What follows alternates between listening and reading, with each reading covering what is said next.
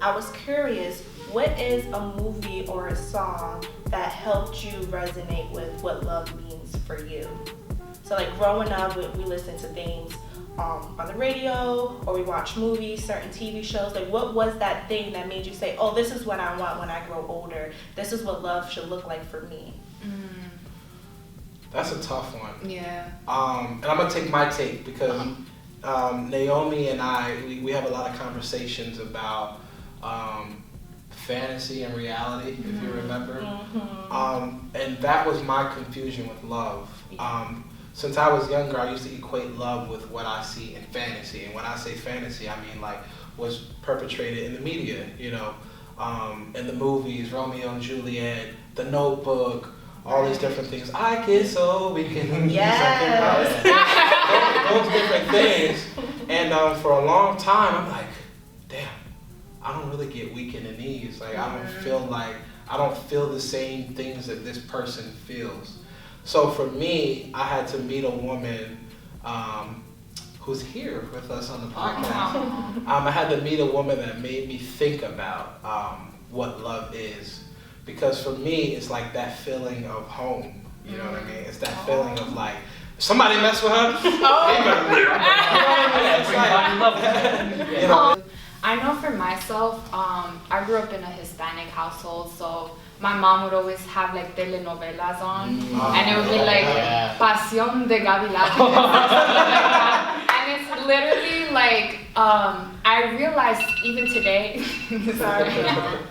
how just watching that growing up as a kid, I thought that love had to be dramatic, or I thought like you had to go through some crazy stuff in order to, like, that's what love was, like going through some dramatic experiences where like he loves you so much that there was like an evil stepmother trying to get in the way or this, that, but the love was so strong. And I realized that in life I was chasing feelings as opposed to like chasing like, and I realized this, that love is not a feeling, it's more so like love is, sometimes you love when you don't feel anything, like and that's the true test of love. Like even when you don't feel like you want to talk to that person, or you feel that you don't want to do something for them because you don't feel love yourself.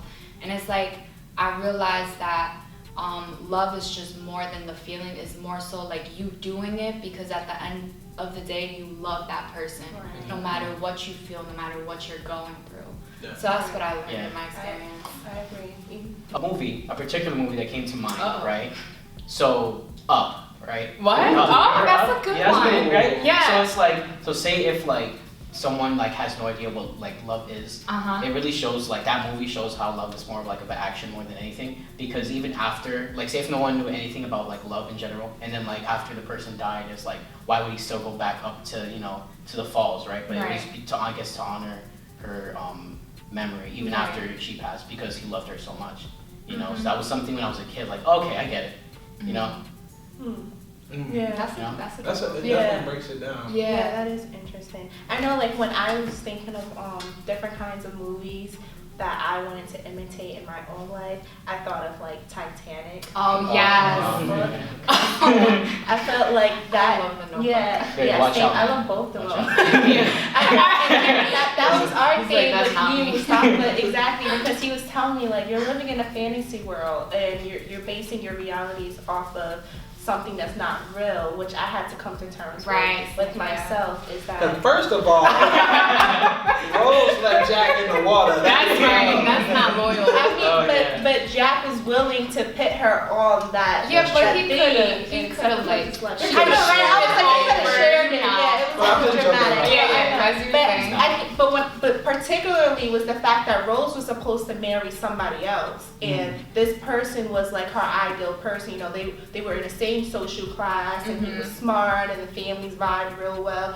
But the only thing that kept her outside of that was that she loved Jack. She didn't love this man that she was supposed to be with. And it was that idea of like the person that you're meant to be with is like this unexplainable romance that you like, you get high, you get really excited about them, and they make you happy, you don't know why. And that's like my idea of love, is that despite everything that it's supposed to be, you gravitate towards this person because the only thing you can't explain it is that it's love.